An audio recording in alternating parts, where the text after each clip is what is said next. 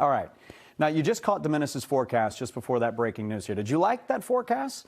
Dominis and our entire weather team, they rely on information from the federal government to help keep you informed on the weather. However, the Trump administration just fired hundreds of employees at NOAA, the National Oceanic and Atmospheric Administration. By the way, this is just the first round.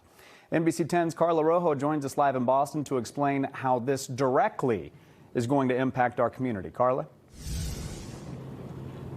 That's right, Colton. We're talking about 500 employees that were let go from NOAA. Most were on probation. But one of the employees that was fired, he said that some of these employees were actually with the agency for over 20 years, and they had just started a new position.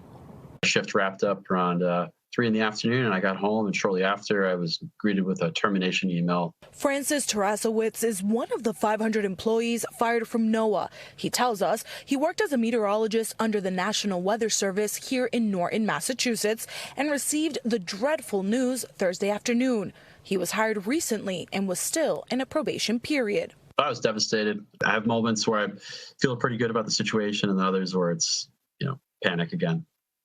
Still very fresh. The firings come amid efforts by Elon Musk and his Department of Government Efficiency to shrink a federal workforce that President Donald Trump has called sloppy.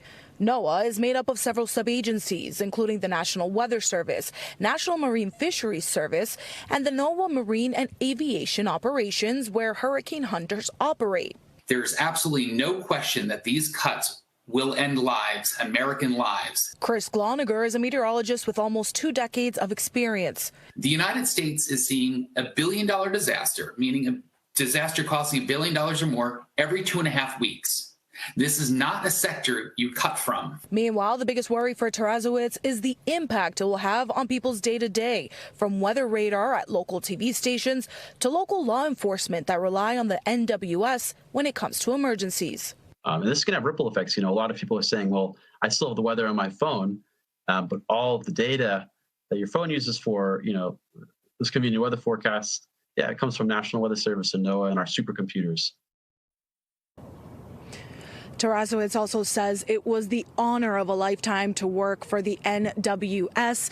Some of those layoffs that are expected to happen sometime today, where we could see around 800 employees let go from NOAA. We did reach out to NOAA, and they said that they don't comment on personnel matters. Reporting live in Boston, Carla Rojo, NBC 10 Boston.